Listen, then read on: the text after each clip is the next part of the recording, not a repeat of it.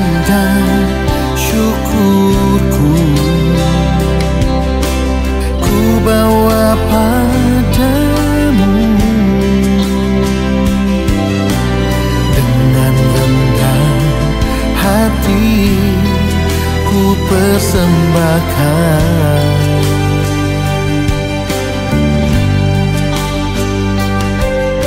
Sadar bila ku ada hanya karena anugerah, bukan karena kekuatanku.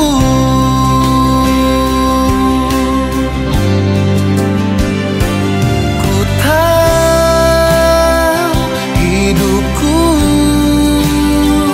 adalah penyembahan.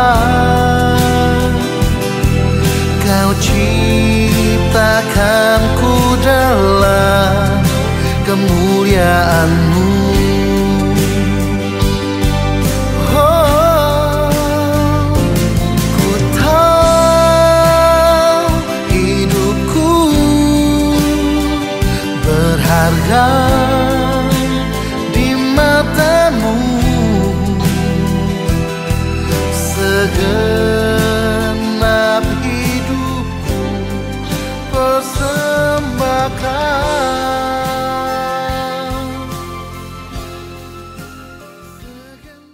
Shalom Aleichem. Puji Tuhan, kita boleh ada saat ini, itu semua karena kasih Tuhan. Dan kita bersyukur kita masih diizinkan Tuhan untuk menyembah Tuhan, beribadah di hadapan Tuhan. Oleh karena itu kita mau katakan, Kau sangat kucinta, sebagai ucapan syukur kita kepada Tuhan.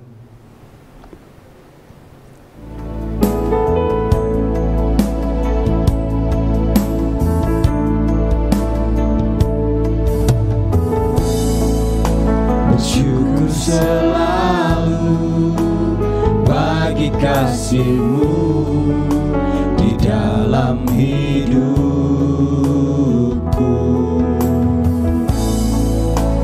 Takkan ku ragu atas rencana-Mu untuk masa depanku.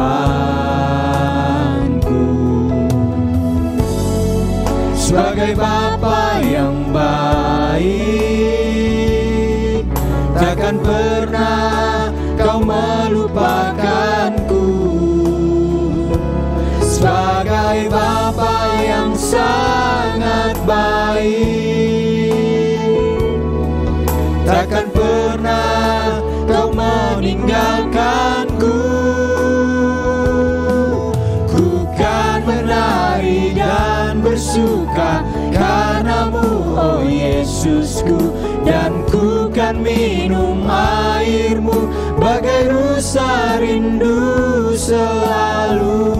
Ku hidup dalam-Mu dan hidup-Mu di dalamku, oh Yesusku,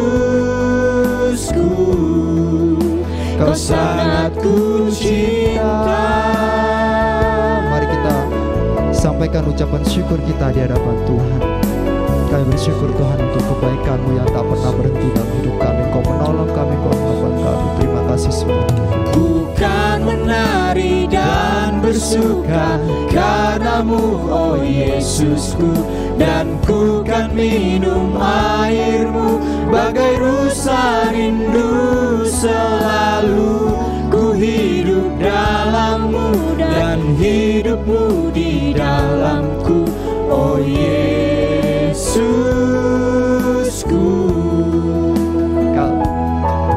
Ku kan menari dan bersuka karena-Mu, oh Yesusku, dan ku kan minum air-Mu bagai rusa rindu selalu. Ku hidup dalam-Mu dan hidupku di dalamku, oh Yesusku, Kau sangat ku cinta.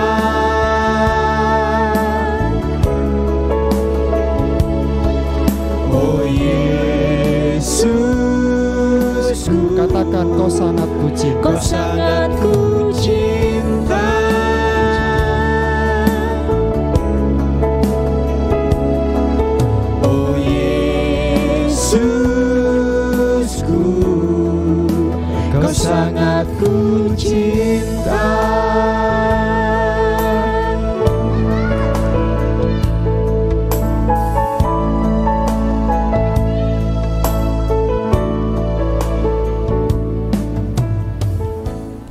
Saya mengundang jemaat sekalian untuk berdiri.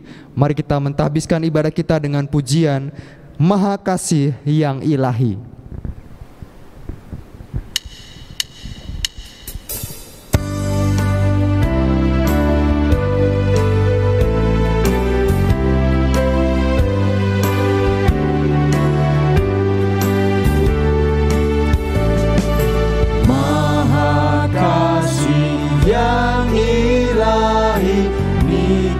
Surga turunlah, mendiami hati kami, Kau mahkota dunia. Yesus, Kau berlimpah rahmat, sumber kasih yang besar. Datanglah membawa selamat bagi kami yang gentar. Baik, yang kedua.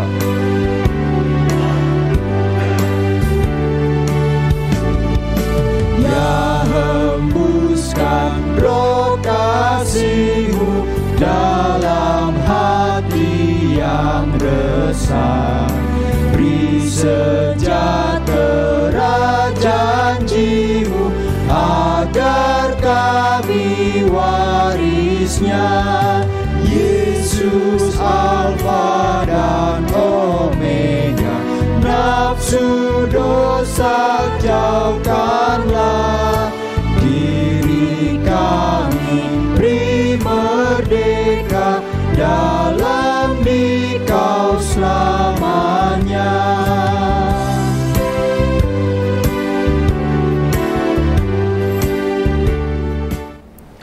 Jemaat, mari kita memulai ibadah kita pada hari ini. Ibadah minggu pada hari ini, dari awal sampai berakhirnya, didasarkan di dalam nama Bapa, Anak, dan Roh Kudus. Kasih karunia, rahmat, dan damai sejahtera dari Allah Bapa kita dan dari Tuhan kita Yesus Kristus menyertai jemaat sekalian.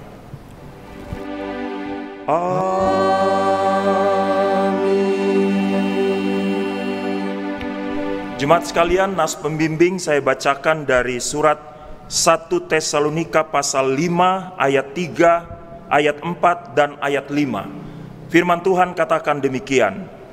Tetapi kamu saudara-saudara, kamu tidak hidup dalam kegelapan, sehingga hari itu tiba-tiba mendatangi kamu seperti pencuri. Karena kamu semua adalah anak-anak terang dan anak-anak siang. Kita bukanlah orang-orang malam atau orang-orang kegelapan. Jemaat yang Tuhan Yesus kasihi, bersama dengan semua orang percaya yang beribadah di hadapan Tuhan dari segala abad dan tempat, mari bersama-sama kita mengaku iman percaya kita. Aku percaya kepada Allah, Bapa yang Maha Kuasa, Khalik langit dan bumi, dan kepada Yesus Kristus, anaknya yang tunggal Tuhan kita, yang dikandung daripada Roh Kudus, lahir dari anak darah Maria, yang menderita di bawah pemerintahan Pontius Pilatus, disalibkan, mati dan dikuburkan, turun ke dalam kerajaan maut. Pada hari yang ketiga bangkit pula dari antara orang mati, naik ke sorga, duduk di sebelah kanan Allah, Bapa yang Maha Kuasa, dan yang akan datang dari sana untuk menghakimi orang yang hidup dan yang mati. Aku percaya kepada Roh Kudus, gereja yang kudus dan am, persekutuan orang kudus, pengampunan dosa, kebangkitan daging, dan hidup yang kekal. Amin. Jemaat dipersilakan duduk kembali. Kita akan masuk dalam doa syafaat kita pada saat ini. Sebelumnya disampaikan kepada jemaat sekalian bahwa yang menyampaikan firman Tuhan pada hari ini adalah Bapak Evangelis Edward Purba. Kepada Bapak Evangelis Edward Purba, kami mengucapkan selamat melayani dan terima kasih untuk pelayanan bagi seluruh jemaat GMI Filipi. Informasi sudah dituliskan dalam warta jemaat dan jemaat sekalian bisa melihat informasi yang dituliskan itu karena semua jemaat sudah menerima warta jemaat yang dikirimkan kepada WA-nya masing-masing. Jemaat sekalian, mari kita masuk dalam doa syafaat kita. Bapa di sorga, di dalam nama Tuhan Yesus kami sungguh menaikkan syukur dan pujian kepadamu untuk semua pimpinan, pertolongan, berkat, perhatian Tuhan yang begitu hebat dalam kehidupan kami, yang memungkinkan kami semua jemaat ada sampai saat ini sebagaimana kami ada. Kami mengucap syukur karena pada hari ini kami dapat dihimpunkan dalam ibadah minggu kami.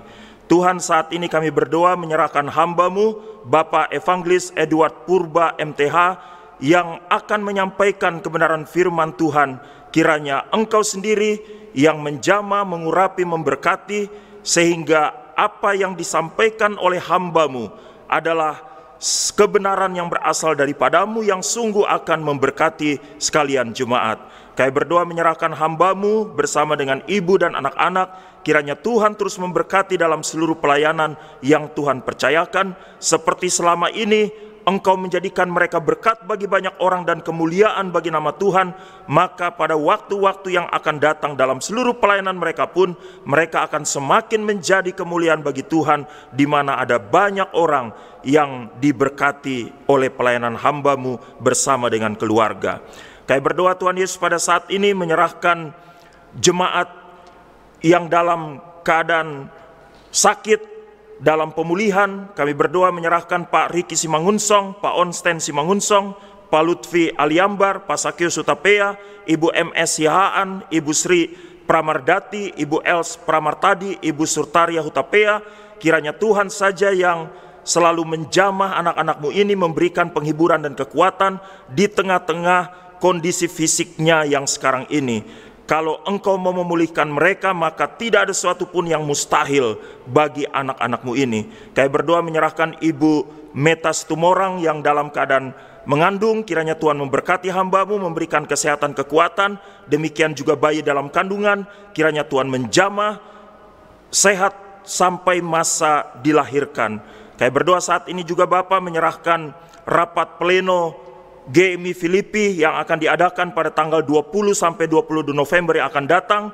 Kami berdoa supaya Tuhan menolong dalam persiapan dan pelaksanaannya, supaya melalui rapat pleno ini kami dapat menyiapkan pelayanan kami di tahun 2021 yang akan datang. Kami berdoa juga menyerahkan sidang Sinode GMI yang akan diadakan pada tanggal 9 sampai 12 Maret tahun 2021 di Pontianak, Kalimantan Barat. Kami berdoa dalam persiapan dan pelaksanaannya dapat berjalan dengan baik. Kami juga berdoa Tuhan menyerahkan pemerintahan dan bangsa negara kami Indonesia. Kami berdoa menyerahkan presiden dan wakil presiden serta semua perangkat pemerintahan yang ada di pusat dan di daerah. Kiranya Tuhan memberikan hikmat dan kebijaksanaan, sehingga dengan hikmat dan kebijaksanaan yang dari Tuhan itu, mereka dapat melaksanakan tugas pemerintahan dengan sebaik-baiknya demi kesejahteraan rakyat Indonesia.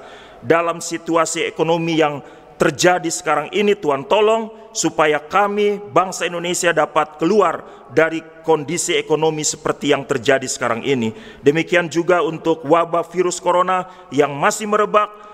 Kami berdoa supaya pemerintah bersama dengan seluruh rakyat dapat bahu-membahu sehingga kami dapat keluar dari pandemi ini. Terima kasih banyak Bapa di sorga. Inilah doa syafaat kami yang kami naikkan di dalam nama Tuhan Yesus yang sudah mengajar kami berdoa. Bapa kami yang di sorga, dikuduskanlah nama-Mu, datanglah kerajaan-Mu, jadilah kehendak-Mu di bumi seperti di sorga. Berikanlah kami pada hari ini makanan kami yang secukupnya, dan ampunilah kami akan kesalahan kami, seperti kami juga mengampuni orang yang bersalah kepada kami. Dan janganlah membawa kami ke dalam pencobaan, tetapi lepaskanlah kami daripada yang jahat, karena Engkaulah yang mempunyai kerajaan dan kuasa dan kemuliaan sampai selama-lamanya. Amin.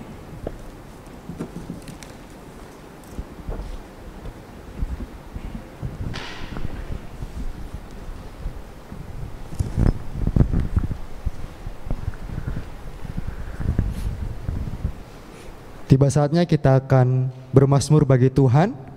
Kita membuka dari Mazmur 78 ayat 1 sampai ayat yang ke-7. Mazmur 78 ayat 1 sampai dengan ayat yang ke-7.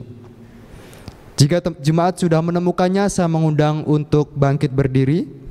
Kita akan membacakannya secara bergantian. Saya akan memulainya ayat pertama, kemudian jemaat bersama dengan singer melanjutkan ayat yang kedua secara bergantian sampai dengan ayat yang ke-7.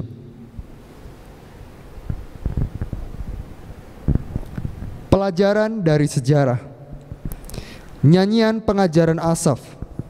Pasanglah telinga untuk pengajaranku, hai bangsaku, sedengkanlah telingamu kepada ucapan mulutku.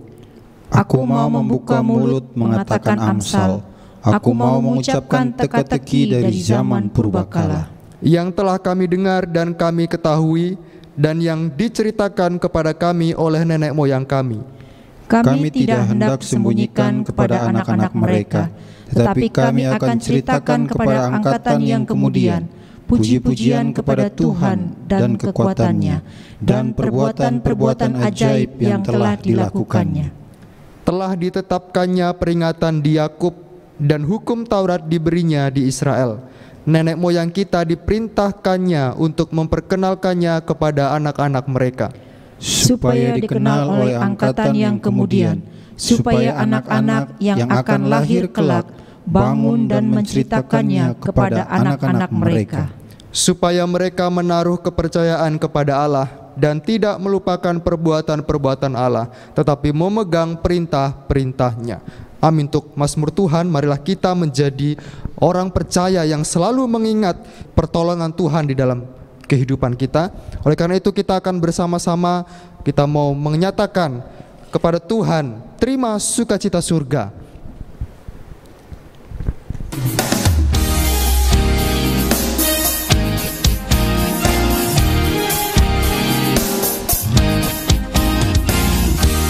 Kita bersyukur karena Tuhan memberikan sukacita bagi kita.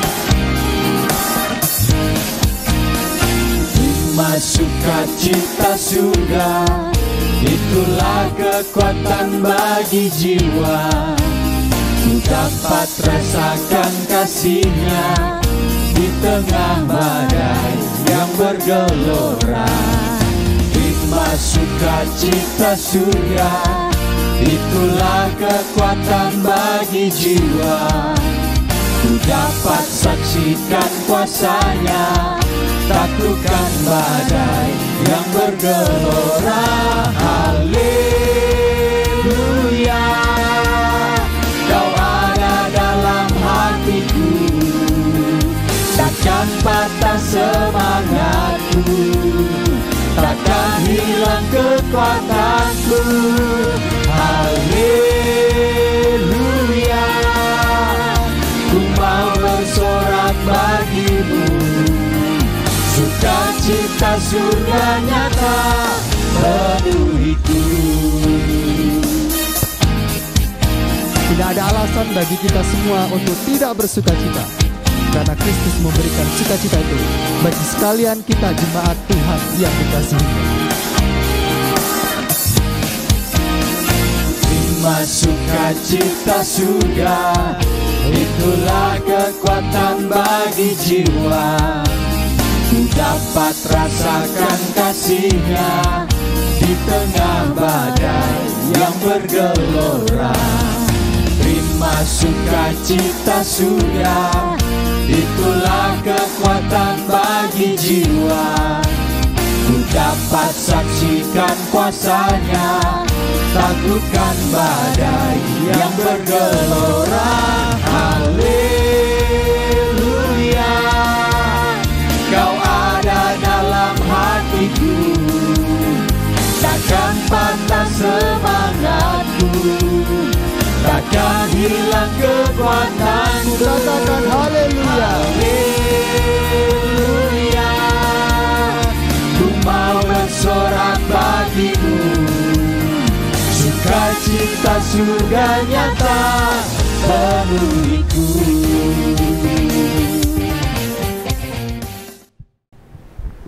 Puji Tuhan, karena kita dipenuhi oleh sukacita dalam segala pergumulan kehidupan kita, tetaplah kita tetap bersukacita. Mari kita angkat pujian dan kita terus memuji Tuhan. Kita mau katakan, denganmu Tuhan, ku kan berjalan.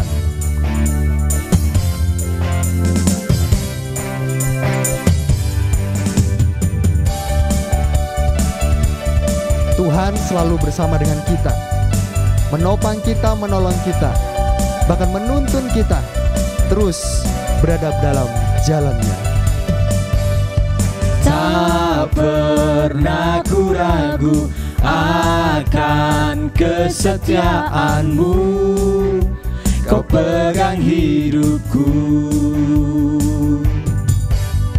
Sepenuh jiwaku ku yakin dan percaya, kau tuntun langkahku. Yesus, kaulah Raja dalam hidupku, berkuasa berjaya untuk selamanya. Hanya Kau Tuhan, sumber kekuatan, kuasa-Mu tercurah bagiku senantiasa. Dengan-Mu Tuhan, ku kan berjalan dari kemuliaan sampai kemuliaan selamanya. Puji Tuhan, Tuhan selalu memegang kita, menolong kita, bahkan menuntun kita. Mari kita katakan lagi pujian ini. Yesus, kaulah Raja dalam hidupku, berkuasa berjaya untuk selamanya. Yesus, kaulah Raja dalam hidupku, berkuasa berjaya untuk selamanya.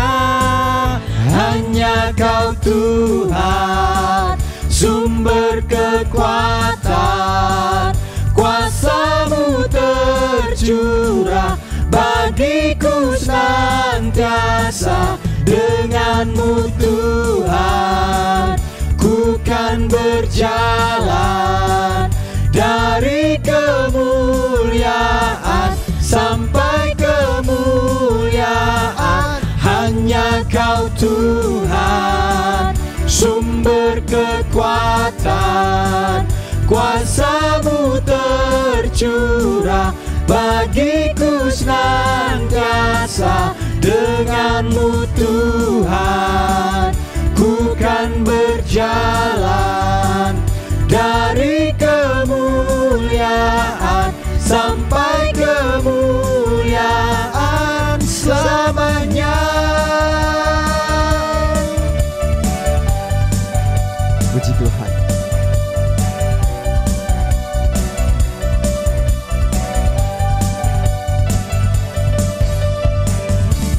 Haleluya.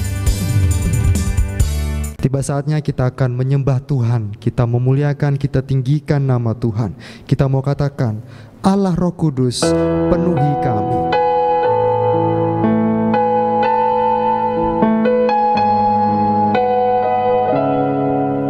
Kita berikan hidup kita secara total kepada Kristus, dan biarlah Roh Kudus memenuhi hidup kita.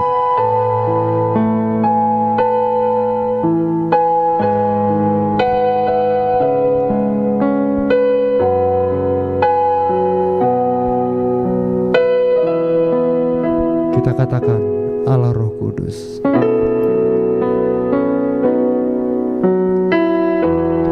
Allah Roh Kudus,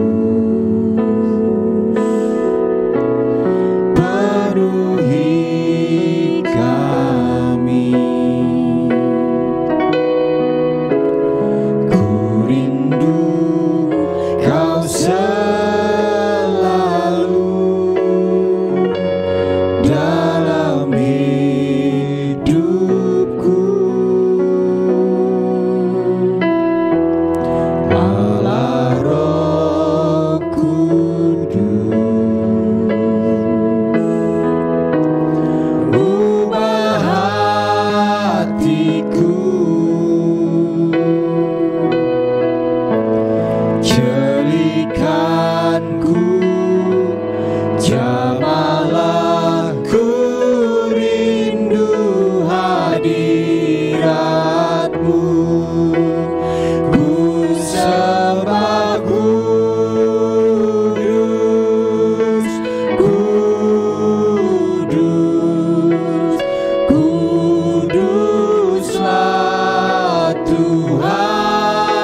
dan ku sanjung Kau mulia, mulia bagimu Tuhan. Mari kita sembah Kristus, kita sembah Tuhan. Terpujilah Engkau ya Allah kami yang hidup, Engkaulah kami yang terus menopang hidup kami, menolong kami, menuntun kami sampai saat ini. Terpujilah Engkau. Hosana bagimu Kristus, hosana bagimu Tuhan, hosana bagimu Roh Kudus. Terpujilah Engkau di tempat yang maha tinggi. Allah Roh Kudus, penuhi kami. Ku rindu Kau selalu dalam hidupku. Allah Roh Kudus, ubah hatiku, jelikanku, jamahlah ku rindu hadirat-Mu. Katakan ku sembah Ku sembah Kudus,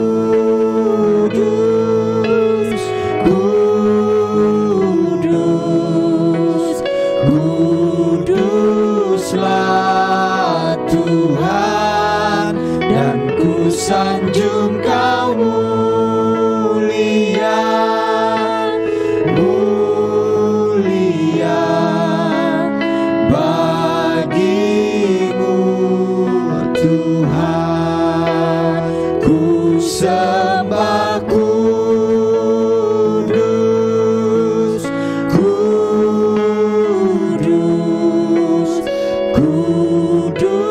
Kuduslah Tuhan, dan ku sanjung Kau mulia, mulia bagimu Tuhan, dan ku sanjung Kau mulia, mulia bagimu Tuhan. Katakan bagimu Tuhan. Bagimu Tuhan.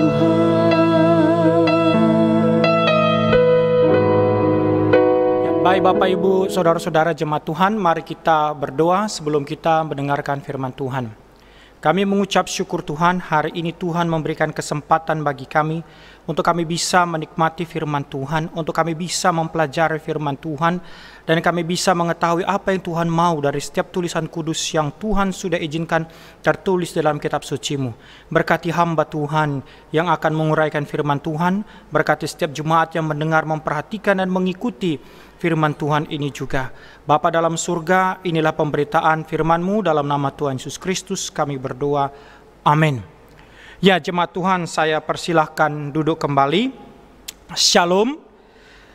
Bapak Ibu jemaat Tuhan, hari ini satu materi yang akan sangat menarik untuk kita pelajari, yaitu dari Matius 25 ayat 1 sampai 13. Matius 25 ayat 1 sampai dengan 13, demikian firman Tuhan, saya bacakan bagi kita semua. Pada waktu itu, hal kerajaan surga seumpama 10 gadis yang mengambil pelitanya dan pergi menyongsong mempelai laki-laki. 5 di antaranya bodoh dan 5 bijaksana. Gadis-gadis yang bodoh itu membawa pelitanya tetapi tidak membawa minyak. Sedangkan gadis-gadis yang bijaksana itu membawa pelitanya dan juga minyak dalam buli-buli mereka. Tetapi karena mempelai itu lama tidak datang-datang juga, mengantuklah mereka semua lalu tertidur. Waktu tengah malam terdengarlah suara orang berseru, "Mempelai datang, songsonglah dia." Gadis-gadis itu pun bangun semuanya lalu membereskan pelita mereka. Gadis-gadis yang bodoh berkata kepada gadis-gadis yang bijaksana, berikanlah kami sedikit dari minyakmu, sebab pelita kami hampir padam. Tetapi jawab gadis-gadis yang bijaksana itu, tidak, nanti tidak cukup untuk kami dan untuk kamu. Lebih baik kamu pergi kepada penjual minyak dan membeli di situ.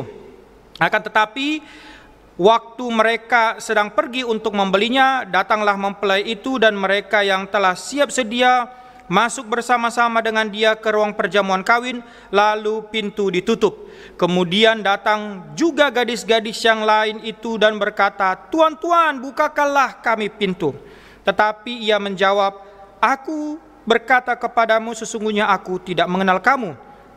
Karena itu berjaga-jagalah, sebab kamu tidak tahu akan hari di mana akan saatnya. Bapak Ibu jemaat Tuhan, tema yang hari ini kita akan pelajari, yang kita akan angkat, yaitu mengingat karya penyelamatan Allah tatkala menanti kedatangannya kembali. Bapak Ibu saudara-saudara, di dalam bagian teks ini Tuhan Yesus memberikan kita sebuah perumpamaan atau parabel dari kebiasaan orang di Israel pada menjelang pesta pernikahan. Dalam tradisi orang Israel, pengantin pria biasanya akan datang ke pesta bersama-sama dengan sang pengantin wanita untuk masuk ke dalam tempat perayaan pernikahan mereka. Ini merupakan bagian akhir dari proses yang harus dijalankan oleh kedua pasangan. Dalam bagian ini, para perempuan, entah hamba-hamba dari sang pengantin laki-laki, tetangga, atau saudara, biasanya bersiap-siap menyongsong mereka dengan membawa obor untuk menerangi jalan. Karena pesta ini merupakan bagian terakhir dari semua prosesi pernikahan. Nah, hanya saja sering sekali prosesi ini berlangsung sangat malam sampai larut, karena biasanya di sini terjadi urusan pembicaraan mengenai biaya ataupun mungkin mahar dalam pernikahan. Sehingga sulit diketahui kapan para pengantin itu akan datang. Nah, tugas para perempuan ini adalah bersiap dengan obor sehingga ketika pengantin tiba, mereka menyalakan obor untuk menerangi jalan menuju tempat pesta itu. Jemaat Tuhan, ini sebuah perumpamaan atau parabel yang kalau kita baca, di sini sebenarnya sedang menguraikan ada dua tipe jenis jemaat di dalam gereja.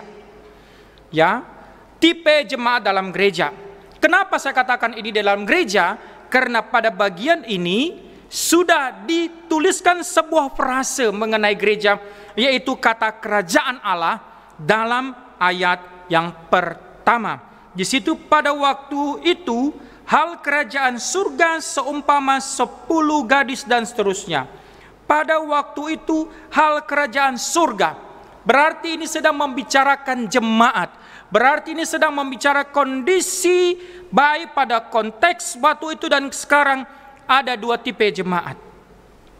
Yang digambarkan dengan gadis-gadis yang bodoh dan gadis-gadis bijaksana. Nah, gambaran jemaat gadis-gadis yang bodoh dan gadis-gadis yang bijaksana, siapa ini gadis-gadis bodoh? Bagaimana mereka gadis-gadis bodoh? Gadis-gadis bodoh ini sebenarnya Bapak Ibu, kalau ini dikaitkan dengan konteks gereja adalah gadis-gadis ini sebenarnya orang yang memiliki keinginan mulia, yaitu menyambut sang pengantin. Gadis-gadis bodoh ini sebenarnya mempersiapkan diri untuk membawa obor dan ada minyak di dalamnya.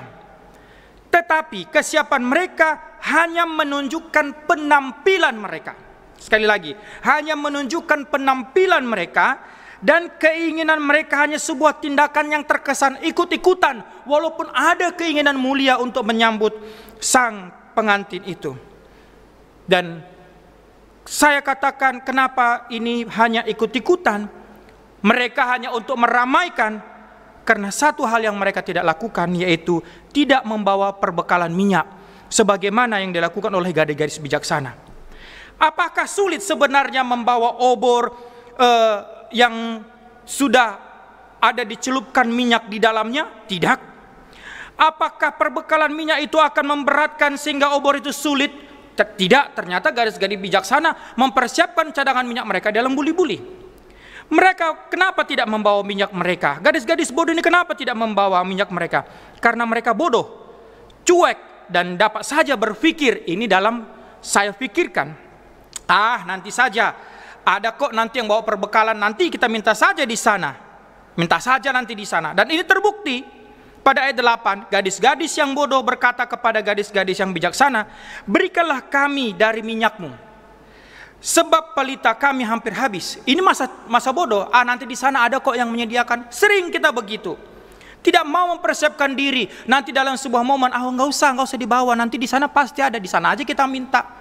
Apalagi konteks gereja. Kalau di gereja kita tidak mau berbagi, nanti kita cap orang itu, orang itu pelit. Tidak mau saling berbagi. Padahal ada firman Tuhan, lebih baik memberi daripada menerima. Padahal itu kenapa? Malas. Nah, kesalahan mereka sebenarnya gadis-gadis bodoh ini bukan pada apa yang mereka lakukan. Kontras dengan Matius 24 ayat 49 di mana kesalahan seorang hamba terletak pada apa yang dia lakukan. Kesalahan gadis-gadis ini adalah apa yang mereka tidak lakukan atau yang kita sebut dengan dosa pasif, yaitu tidak membawa perbekalan minyak.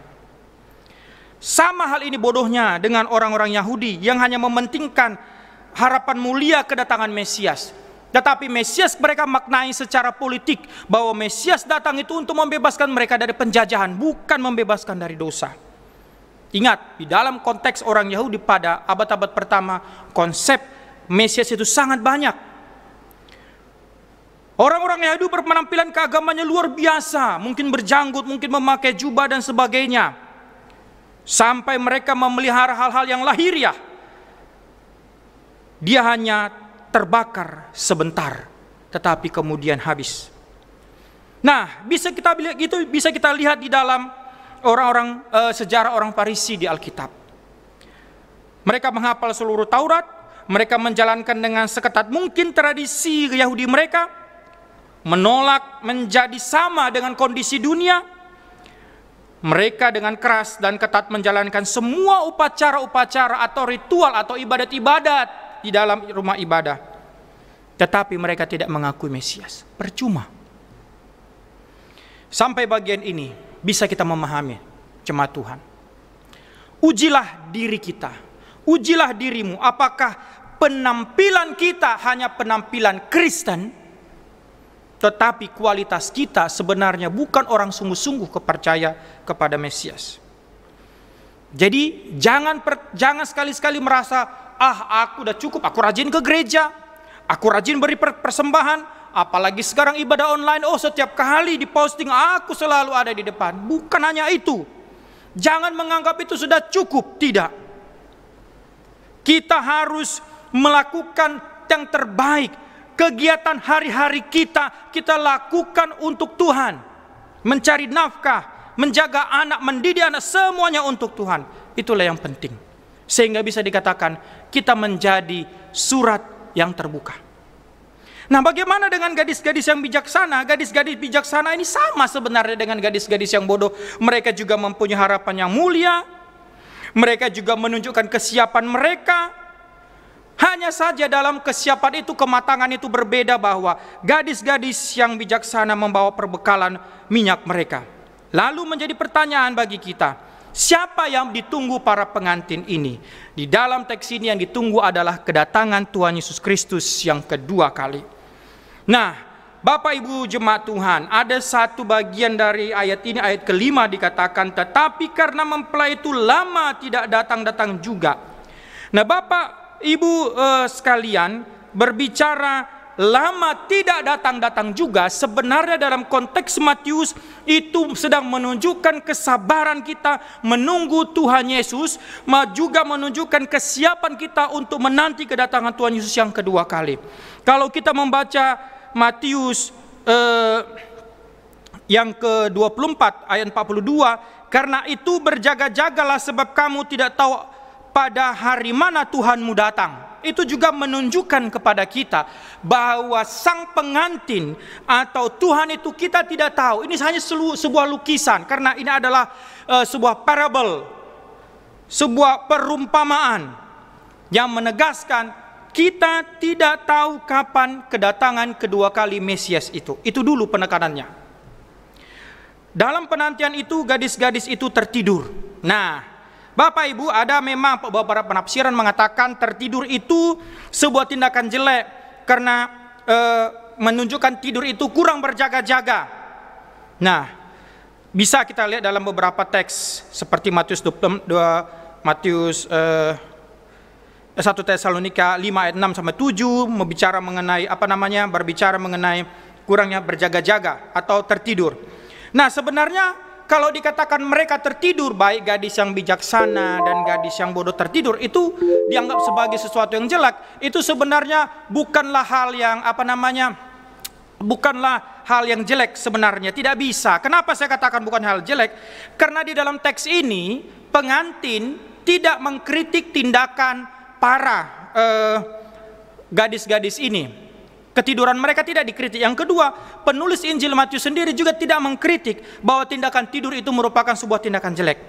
Jadi kalau dikatakan itu hanya sebuah karena tertidur karena tidak persiapan atau tindakan jelek, kurang cocok. Apalagi dikatakan tidur di sini berarti mati, ini juga kurang cocok. Lebih cocok adalah kita mengatakan bahwa tidur di sini merupakan suatu kebiasaan yang dialami oleh setiap orang. Dalam perumpamaan ini saya melihat bahwa tidur sini berarti kegiatan orang setiap hari, baik itu orang bijaksana, orang yang bodoh akan mengalami kegiatan ini. Artinya dalam hidup kita akan mengalami yang namanya kegiatan tugas kita sehari-hari. Hanya saja dalam tugas kita sehari-hari, ketika Tuhan datang kita siap atau tidak. Itu maksudnya. Kita siap atau tidak. Kesiapan gadis-gadis bodoh ini sekaligus sebenarnya menunjukkan kelalaian mereka. Para gadis itu meminta minyak pada ayat 8, lalu berusaha untuk membeli minyak pada ayat 10, tetapi akhirnya ditolak masuk ke dalam pesta. Kalau kita bisa melihat ayat yang ke-12, ini merupakan sebuah peringatan keras bagi kau dan aku, bagi kita semua jemaat, untuk kita bertobat supaya tidak terjadi keterlambatan. Sehingga saya mau katakan, percuma Anda rajin di kemudian hari, karena tidak akan bisa menebus kelalaian masa lalumu. Dan ingat juga bahwa kesempatan-kesempatan yang hilang atau disia-siakan tidak pernah akan kembali terulang. Catat baik-baik. Ini adalah momen kita untuk kita mengambil sebuah keputusan untuk meningkatkan, menambah nilai-nilai rohani atau perilaku rohani kita dalam menyongsong kedatangan Tuhan Yesus yang kedua kali. Jangan menunda keputusan itu. Lakukan sekarang. Giat di dalam Tuhan. Rajinlah sekarang. Jangan-jangan besok sudah terlambat bagimu. Apakah ketika gadis-gadis bijaksana memberikan minyak, tidak memberikan minyak disebut egois? Tentulah tidak, Bapak Ibu. Pada konteks ini, minyak itu dilambangkan sebagai kesiapan kita, iman kita. Jika kita berbicara Alkitab atau kita baca Alkitab dengan seksama, maka bisa kita lihat bahwa iman tidak mungkin di-share. Ketaatan kita tidak mungkin kita bagikan orang lain. Ketaatan itu harus kita lakukan dari diri kita sendiri. Iman itu muncul dari dalam diri kita sendiri oleh pekerjaan Roh Kudus. Nggak mungkin kita bisa saling sharing iman atau kepercayaan. Karena di dalam ayat ini, teks ini juga satu hal yang perlu Bapak, Ibu, dan saya pahami, bahwa kesiapan dari gadis-gadis bijaksana ini menunjukkan mereka adalah orang-orang yang mempersiapkan diri akan kematangan mereka dan menunjukkan kematangan iman mereka untuk menyambut Sang Mesias. Dan kedua, tindakan dari wanita atau gadis-gadis bijaksana ini menuntut atau menghasilkan perbuatan mereka, yaitu mereka masuk di dalam pesta pernikahan dari pengantin. Artinya apa? Setiap orang, Bapak Ibu, akan dituntut oleh Tuhan apa yang dilakukan selama di bumi dan apa yang dipikirkan, bahkan apa yang tidak dilakukan di dalam kehidupannya di kemudian hari. Roma 14 ayat 12. Demikianlah setiap orang di antara kita akan memberi pertanggungjawab tentang dirinya sendiri kepada Allah. Itu yang saya katakan tadi, dituntut. Apa yang sudah kita lakukan, apa yang belum kita lakukan, itu semua akan kita berikan pertanggungjawab kepada Tuhan. Oleh karena itu Bapak Ibu Saudara-saudara, jangan berpikir ketika kau tidak melakukan sesuatu, kau sudah bebas dari dosa. Ketika kau tidak melakukan sesuatu, kau sudah bebas dari tuntutan Allah. Ingat, satu yang menyebabkan wanita-wanita bodoh ini tidak masuk di dalam perjamuan pernikahan, oleh karena mereka tidak melakukan menyimpan minyak di dalam perbekalan atau buli-buli mereka. Ini sama kasusnya Bapak Ibu jemaat Tuhan dalam kasus kisah Lazarus dan orang kaya. Kisah Lazarus dan orang kaya. Kenapa orang kaya itu tidak dijemput oleh malaikat? Karena satu, para penafsir banyak mengatakan karena dia tidak peduli kepada Lazarus yang miskin itu. Dia tidak menolong Lazarus yang miskin itu. Dia orang kaya dalam kisah Lazarus itu, apakah dia orang beragama? Iya. Dikatakan dia memakai kain ungu, kalau saya nggak salah. Kemungkinan besar dia rajin beribadah, tetapi dia tidak peduli. Dia cuek, sama seperti gadis-gadis ini. Kalau hari ini kau cuek, tidak mau mengambil sebuah keputusan untuk meningkatkan atau mempersiapkan dirimu dalam menanti kedatangan Tuhan, jangan harap kau sedang menerima Kristus dengan sungguh-sungguh. Kau sebagai orang Kristen yang sungguh-sungguh.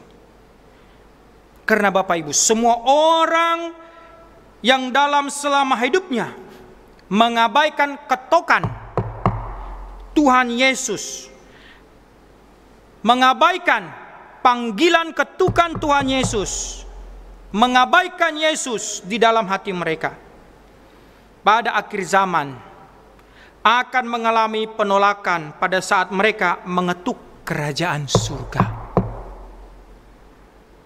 Sehingga ketika Tuhan Yesus mengetuk pintu hatimu sekarang ini, melalui pemberitaan firman ini, jangan hanya gaya kita yang Kristen, tapi kita tidak mempersiapkan diri kita dalam menyambut kedatangan Tuhan Yesus Kristus. Berubahlah. Sehingga ketika Tuhan Yesus mengetuk pintu hatimu sekarang, kau bukan menolaknya. Karena ingat, bagi para penolak yang tidak mau berubah, pada akhir zaman nanti, ketika engkau akan mengetuk pintu surga itu, maka pada saat itu juga engkau harus taat kepada satu hal. Sebuah perintah. Pergi dan enyahlah dari hadapanku, karena aku tidak mengenal engkau. Jadi Bapak Ibu Saudara-saudara di sini, dua hal ini adalah menunjukkan kontras dua jenis jemaat di dalam gereja. Satu mempersiapkan diri, satu lagi cuek. Yang penting dia ikut. Dia punya harapan untuk menyambut Kristus. Dia punya harapan, dia punya keinginan mulia, tapi tidak mempersiapkan diri. Sama saja. Segala sesuatu dia anggap gampang. Orang bisa mengenal kita sebagai seorang Kristen. Kelihatan kita ini penampilannya Kristen, kelihatan persiapan kita seorang Kristen. Tetapi pengenalan orang akan kita bahwa kita seorang yang Kristiani, apakah itu betul? Nah, orang-orang yang menyiapkan diri secara matang ini adalah ciri-ciri orang yang diselamatkan. Ciri-ciri orang yang sadar siapa dia. Kalau dalam konteks ini, perumpamaan ini, Tuhan Yesus tidak menjelaskan siapa dan siapa itu pengantinnya. Tetapi di sini penulis menjelaskan wanita atau gadis bijaksana. Pengantin itu adalah kedatangan Tuhan Kristus. Berarti, Bapak Ibu, para gadis bijaksana ini sadar siapa itu pengantin itu. Siapa yang akan mereka songsong, sadar mereka. Makanya mereka mempersiapkan diri.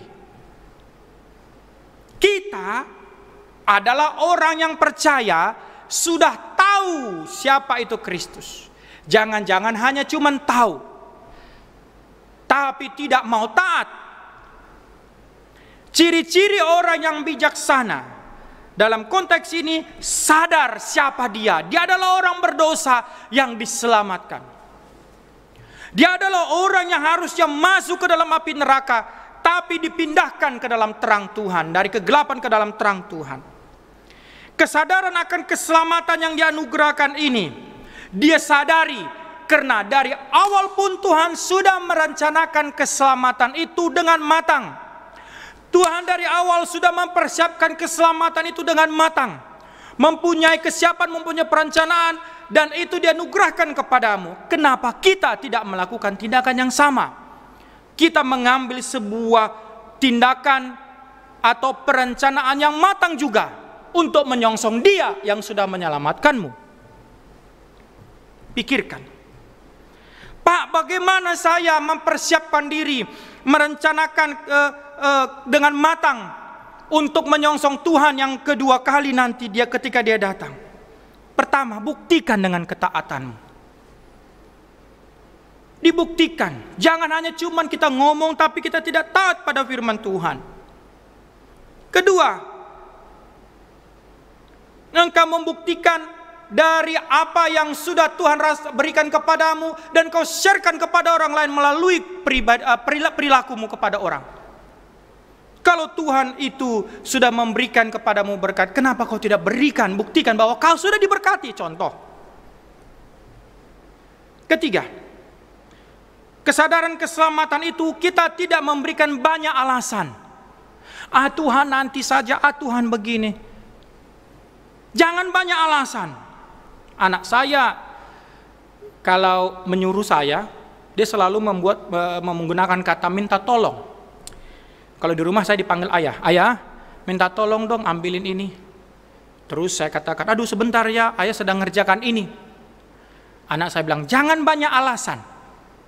Artinya anak kecil aja tidak suka seseorang itu memberikan banyak alasan supaya dia tidak melakukan sesuatu, begitu. Apalagi Tuhan kita yang bijaksana, dia tahu. Bagaimana juga kita orang yang sadar akan keselamatan dianugerahkan, ditunjukkan melalui kesetiaan.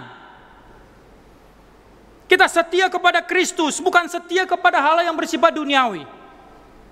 Dan kita memiliki pengharapan di dalamnya.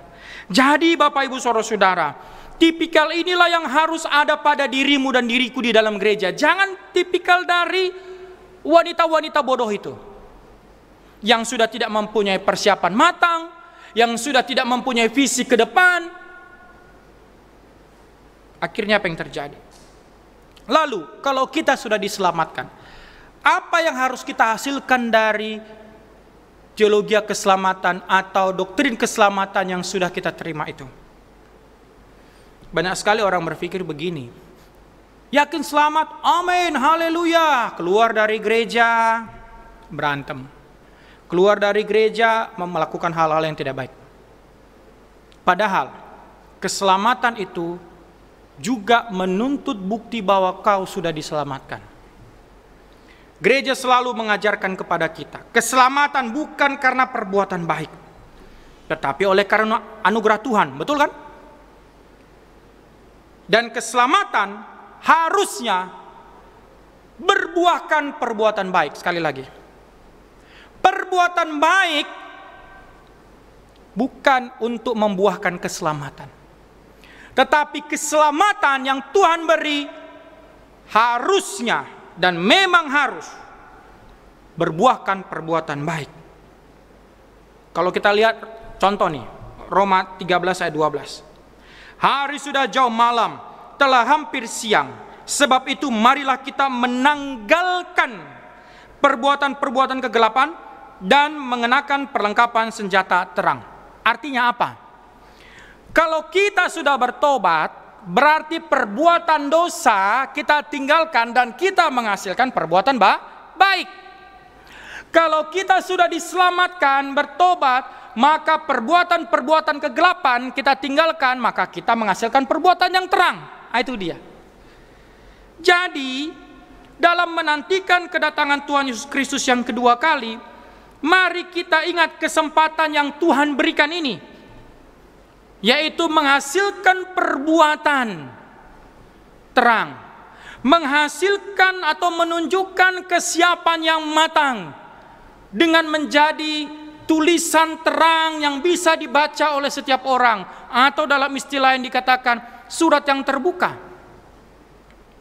Sehingga dengan demikian Bapak Ibu Saudara-saudara, saya mau katakan kepada kita, jadilah bijaksana, bukan jadi orang bodoh. Jadilah bijaksana, bukan orang yang cuek. Tanggalkan hanya penampilan-penampilan yang kelihatan Kristiani itu, tetapi sebenarnya bukan. Tanggalkan yang kelihatan kau sepertinya aktif dalam gereja, tapi ternyata itu topeng. Tinggalkan. Sungguh-sungguh di dalam Tuhan, layani Tuhan. Apa kata orang tentang engkau ketika kau melayani? Abaikan itu, karena kau sedang menunjukkan kualitas imanmu yang bijaksana itu. Sehingga dengan demikian Bapak Ibu Saudara-saudara, kita adalah pribadi yang sungguh menunjukkan kesiapan kita menanti Kristus dengan mengingat kembali siapa saya di hadapan Tuhan. Mengingat kembali karya penyelamatan Tuhan buat saya. Kalau dia sudah mempersiapkan karya keselamatan itu buat saya ribuan tahun yang lalu, kenapa saya tidak mempersiapkan diri untuk menyambut dia yang sudah menyelamatkan saya? Kalau Tuhan itu sendiri sudah mau berkorban buat saya, kenapa saya juga tidak mau berkorban buat Tuhan, buat sesama, untuk menunjukkan saya adalah orang yang sudah diselamatkan? Kesempatan itu ada sekarang. Sekarang, bukan besok, bukan nanti. Jangan sampai kesempatan itu hilang. Jangan sampai kesempatan itu tidak ada lagi. Ambil waktu kita untuk berdoa, ambil waktu kita untuk mengambil keputusan hari ini. Mari kita berdoa. Kami mengucap syukur Tuhan, hari ini kami selesai di dalam mendengarkan firman Tuhan. Memang Tuhan, kami harus tertegur, bahkan siapapun hari ini yang menonton melihat dari pemberitaan firman Tuhan ini. Biarlah Tuhan pemberitaan firman Tuhan ini juga menjadi satu motivasi kami di kemudian hari ya Bapa, untuk kami bisa mengisi hidup kami sebagai orang yang menanti kedatangan Yesus Kristus datang kedua kali. Dan kami bukanlah orang yang tertolak, tetapi orang yang disambut dan masuk di dalam perjamuan bersama-sama dengan Tuhan. Ya Bapa, di dalam nama Tuhan Yesus Kristus, berkati jemaat-Mu, berkati hamba, berkati kami semua yang terlibat di dalam pengadaan untuk ibadah secara online ini. Semuanya kami Tuhan berkati. Berkati gereja-gereja-Mu yang selalu berjuang untuk menghadirkan pemberitaan firman melalui online ataupun berbagai media. Berkati semuanya Bapa. Hanya dalam nama Tuhan Yesus Kristus kami berdoa. Haleluya. Amin. Shalom. Terima kasih untuk hambanya Bapak Evangelis Edward Purba yang telah menyampaikan firman Tuhan. Kiranya kita jemaat sekalian boleh diberkati oleh firman Tuhan. Tiba saatnya kita akan memberikan persembahan kepada Tuhan. Namun sebelumnya kita akan berdoa. Mari kita berdoa. Tuhan Yesus, kami bersyukur karena Engkau boleh berfirman kepada kami melalui hamba-Mu Bapak Edward Purba yang telah Engkau pakai. Kiranya Tuhan terus memberkati pelayanan hamba-Mu dimanapun berada bersama dengan keluarga. Kiranya Tuhan juga terus memberkati mereka. Segala sesuatu yang mereka lakukan untuk Tuhan, kiranya Tuhan boleh buat berhasil. Dan tiba saatnya Tuhan, kami juga akan memberikan persembahan. Kami rindu persembahan ini boleh menjadikan mendukung setiap pelayanan kami di GMII Filipi ini untuk memperluas kerajaan Tuhan di muka bumi ini melalui setiap pelayanan yang kami lakukan. Terpujilah Engkau Tuhan Yesus, kami akan memberi, dalam nama-Mu kami berdoa. Amin.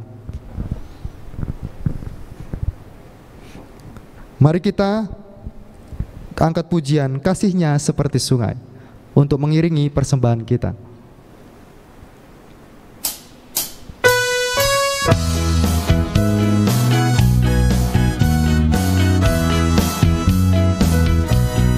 Kasih-Nya seperti sungai, kasih-Nya seperti sungai, kasih-Nya seperti sungai di hatiku, mengalir di waktu hujan, mengalir di waktu panas. Kasih-Nya seperti sungai di hatiku. Katakan berkat-Nya. Berkat-Nya seperti sungai, berkat-Nya seperti sungai, berkat-Nya seperti sungai di hatiku, mengalir di waktu hujan, mengalir di waktu panas. Berkat-Nya seperti sungai di hatiku.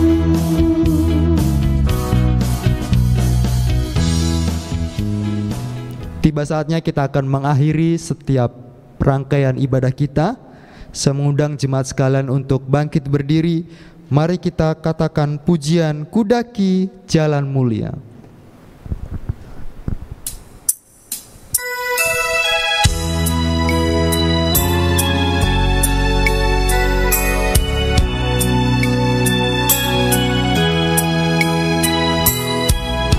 Kiranya firman Tuhan yang telah kita dengarkan tadi boleh membawa kita semakin dekat dengan Tuhan. Kudaki jalan mulia, tetap doaku inilah, ke tempat tinggi dan teguh. Tuhan mantapkan langkahku, ya Tuhan angkat diriku lebih dekat kepadamu, di tempat tinggi dan teguh. Tuhan mantapkan langkahku.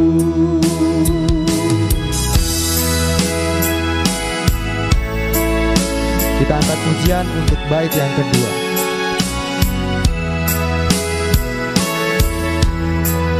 Ku tidak mau menetap di dalam bimbang dan gelap. Rinduanku, tujuanku, tempat yang tinggi dan teguh.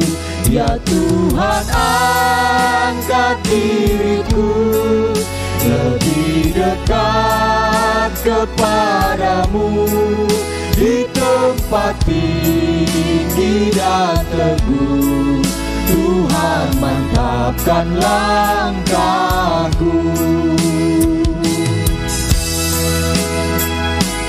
Kita angkat pujian ini untuk bait yang ketiga.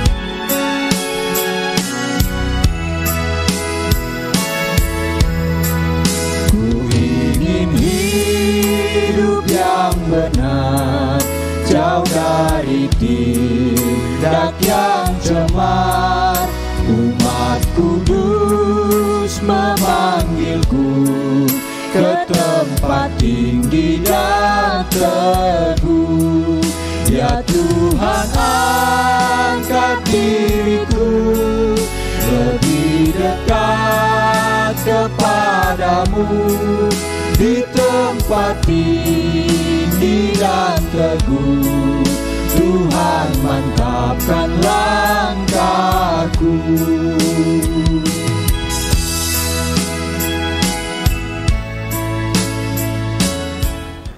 Bapa Sorgawi, di akhir dari ibadah kami ini, kami mau berdoa menyerahkan jemaat yang berulang tahun dalam minggu ini.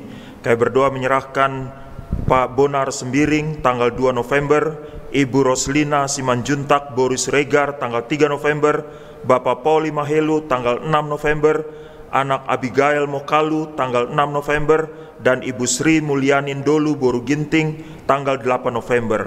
Kami sungguh mengucap syukur kalau Engkau sudah menolong dan menyertai kelima anak-anak-Mu ini yang telah memungkinkan mereka ada sampai pada saat ini, sebagaimana mereka ada menikmati semua kemurahan Tuhan dalam hidup mereka.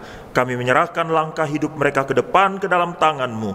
Kiranya Tuhan saja yang akan menyertai anak-anak-Mu, menolong dan memberkati selalu mereka. Kami juga berdoa menyerahkan keluarga mereka masing-masing dalam tangan-Mu. Kiranya Tuhan juga memberkati setiap keluarga. Kami memberkati keenam anak-anak-Mu yang berulang tahun dalam minggu ini. Di dalam nama Bapa, Anak, dan Roh Kudus, Allah Tritunggal, mari curahkanlah segala berkat berlimpah dalam kehidupan mereka. Bapa di sorga, kami juga berdoa menyerahkan anak-anak-Mu yang terlibat langsung dalam pelayanan pada hari ini. Kiranya Bapa sendiri yang memberkati semua anak-anak-Mu, sehingga seluruh kehidupan mereka selalu akan menjadi kemuliaan bagi nama-Mu. Sekali lagi kami berdoa menyerahkan hamba-Mu Bapak Evangelis Edward Purba yang sudah menyampaikan kebenaran firman-Mu. Engkau terus memberkati hamba-Mu dalam setiap pelayanan bersama dengan ibu dan juga anak-anak. Hamba menyerahkan sekalian jemaat dalam seluruh kehidupan mereka sepekan yang ada di depan. Kiranya Tuhan saja yang menjaga dan melindungi secara khusus di tengah-tengah pandemi COVID-19 yang masih berlangsung sampai saat ini.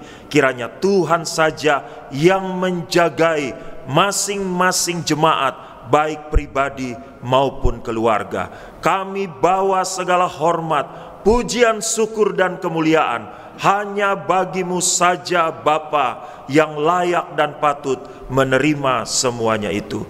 Jemaat sekalian, arahkanlah hatimu kepada Tuhan dan terimalah berkat Tuhan. Tuhan memberkati engkau dan melindungi engkau. Tuhan menyinari engkau dengan wajah-Nya dan memberi engkau kasih karunia. Tuhan menghadapkan wajah-Nya kepadamu dan memberi engkau damai sejahtera. Amin.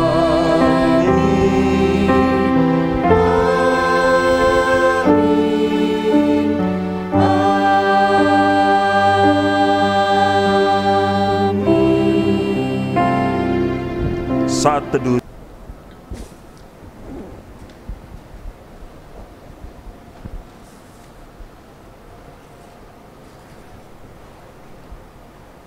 Amin. Puji Tuhan, ibadah kita pada hari Minggu ini telah selesai. Selamat hari Minggu, Tuhan Yesus memberkati kita sekalian. Mari umat Tuhan, tibalah saatnya menuai jiwa-jiwa di sekeliling kita. Siapkanlah dirimu, kuatkanlah rohmu, bangkitkan generasi untuk kerajaan Tuhan. Biarkanlah dirimu,